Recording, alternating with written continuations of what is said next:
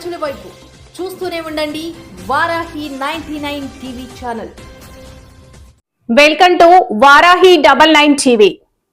2026-27కు సంబంధించిన బడ్జెట్ లో చూపించిన లెక్కలు, అందులోని వాస్తవాలు, మోసాలు ప్రజల ముందుకు తెచ్చే ప్రయత్నం చేస్తున్నామని మాజీ సీఎం జగన్మోహన్ రెడ్డి అన్నారు. గురువారం తాడేపల్లి కేంద్ర కార్యాలయంలో ఆయన మీడియాతో మాట్లాడారు.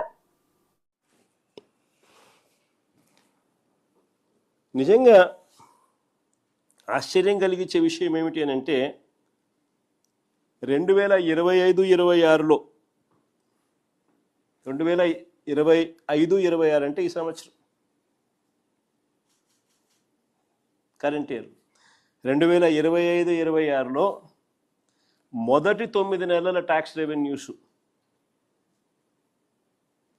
2023-24 అంటే మా సంవత్సరం చివరి సంవత్సరం ఆ 9 నెలల కాలంతో పోలిస్తే ఈ 2 ఏళ్లకు సంబంధించిన CAGR compounded annual growth rate చూస్తే కేవలం 1.97% గ్రోత్ రేట్ మాత్రమే కనిపిస్తుంది.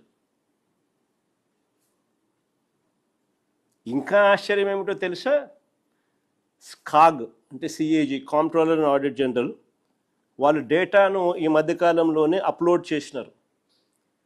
చేసి 23 రాష్ట్రాలున్న దేశంలో చంద్రబాబు నాయుడు గారి పరిపాలనలో ఉన్న మన రాష్ట్రం పరిస్థితి ఏమిటి అని అంటే మనము 22వ స్థానంలో ఉన్నాం. అంటే చివరి నుంచి 2వ స్థానం, చివరి నుంచి 2వ స్థానంలో ఉన్నాం. అంటే రాష్ట్రానికి సంబంధించిన రాష్ట్ర సొంత ఆదాయాలు, స్టేట్స్ ఓన్ రెవెన్యూస్ పురోగతి లో 2 ఏళ్ల పీరియడ్ 23-24 అంటే వైఎస్ఆర్సీపీ చివరి సంవత్సరం నుంచి ఈ 2 ఏళ్ల పీరియడ్కు ఈ 9 నెలల కాలంలో అప్పటికి ఈ 9 నెలల కాలం ఇప్పటికీ ఈ 2 సంవత్సరాలకు సంబంధించిన కంపౌండెడ్ యాన్యువల్ గ్రోత్ రేట్ చూసుకుంటే కేవలం 1.97% మాత్రమే పెరుగుదలతో దేశంలోనే అట్టడుగు స్థానంలో 23 రాష్ట్రాలు ఉంటే 22వ స్థానంలో మనం ఉన్నాం. చంద్రబాబు నాయుడు గారి అసమర్థత, ఆర్థిక నిర్వహణకు ఇది సాక్ష్యం కాదా అని అడుగుతా ఉన్నా. మరి సొంత ఆదాయాల విషయంలో రాష్ట్రాలతో పోల్చిన లేదా కేంద్ర ప్రభుత్వానికి సంబంధించిన ఆదాయాలు చూస్తే 9.64% పురోగతి. కేంద్ర ప్రభుత్వానికి సంబంధించిన ఆదాయాలు చూస్తే 9.64% పురోగతి.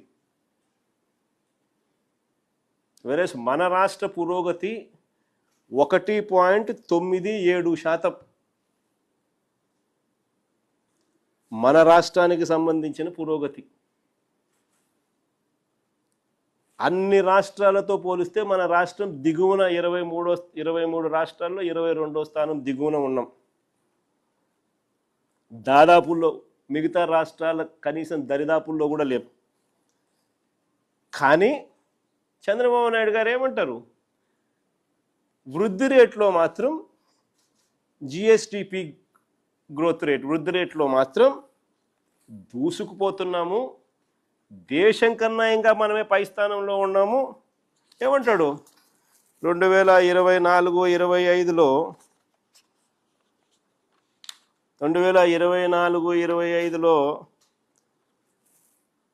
11.75%తో దూసుకుపోతున్నాము, దేశం ఎంత 9.8% అంటాడు. మళ్ళా ఏమంటాడు? 2025-26లో రాష్ట్రం 10.75%తో దూసుకొని పోతున్నాం, దేశం ఎంత కేవలం 8%తోనే ఉంది అని అంటున్నారు. అంటే 9.64% ఆదాయాల గ్రోత్ రేట్ నమోదు చేస్తే కేంద్రం, వాళ్ళ GDP గ్రోత్ రేటు కనిపిస్తూ ఉండేది 8%. ఒక సంవత్సరము దాని ముందు సంవత్సరము 9.8%. మనం 1.99% ఈయన నమోదు చేస్తూ ఉంటే ఏ రకంగా జిఎస్డిపి వృద్ధి రేటు ఏ రకంగా ఈయన చెప్పినట్టు 11.75%, 10.75% ఏ రకంగా నమోదవుతుంది? ఎవరి చెవిలో పువ్వు పెడతా ఉన్నాడు ఈ మనిషి?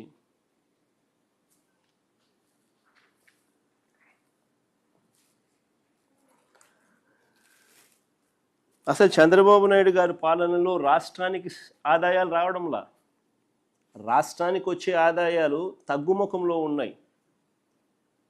పెరుగుదల అనేది మిగతా రాష్ట్రాలతో పోలిస్తే మనం ఎందుకు పెరగడంలా? కారణం రాష్ట్రానికి సంబంధించిన ఆదాయాలు రాష్ట్రానికి రావడంలా. రాష్ట్రానికి సంబంధించిన ఆదాయాలు పక్కదో బట్టి చంద్రబాబు నాయుడు గారి జోబిలేకింత, ఆయనకు సంబంధించిన ఎమ్మెల్యేలకింత, ఆయనకు సంబంధించిన బెనామీలకింత అందరూ పంచుకుంటా ఉన్నారు. దోచుకో పంచుకో తినుకో అన్నట్టుగా. రాష్ట్రానికి సంబంధించిన ఆదాయాలు ఇసుక తీసుకున్నా, మట్టి తీసుకున్నా, సిలికా తీసుకున్నా, లాటరైట్ తీసుకున్నా, గ్రనైట్ తీసుకున్నా, లిక్కర్ మాఫియా ద్వారా లిక్కర్ ఆదాయం తీసుకున్నా, లేదా ప్రభుత్వ భూములు ఎడాపెడా నచ్చిన వారికి నచ్చిన రేటుకు ఎడాపెడా అమ్మే పరిస్థితి తీసుకున్నా, ఇలా వనరులన్నింటినీ కూడా దోచేస్తూ ఉన్నారు. కాబట్టి రాష్ట్రానికి సంబంధించిన ఆదాయాలు రాష్ట్రానికి రావడంలా.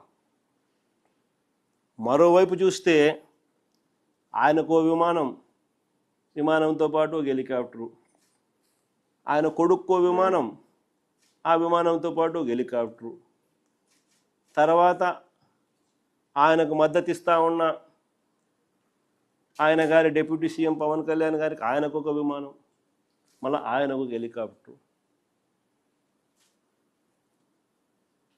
అందరూ గాల్లోనే. ముఖ్యమంత్రి గారు కొడుకు ఒక పూట విజయవాడలో ఉంటే మరో పూట హైదరాబాద్లో ఉంటాడు. ఇంకో పూట ఈ కొడుకు క్రికెట్ మ్యాచ్ కోసం పక్క దేశం వెళ్ళి కొలంబోలో మ్యాచ్ చూస్తాడు రాత్రికి. మరుసటి రోజు ఉదయం మళ్ళీ విజయవాడలో ఉంటాడు. మళ్ళీ ఆ సాయంత్రం విజయవాడ నుంచి ఢిల్లీకి పోతాడు. అంతే ప్రైవేట్ విమానాలే. దేశంలో బాధ్యతాయుతమైన పదవుల్లో ఉన్న వాళ్ళు ఇలా జల్సాలు చేసిన సంబరాలు ఎక్కడైనా ఉన్నాయా? కొలంబోలో మ్యాచ్ ఆడుతా అంటే ఈయనకేం స్వామి నాకు అర్థం కాదు.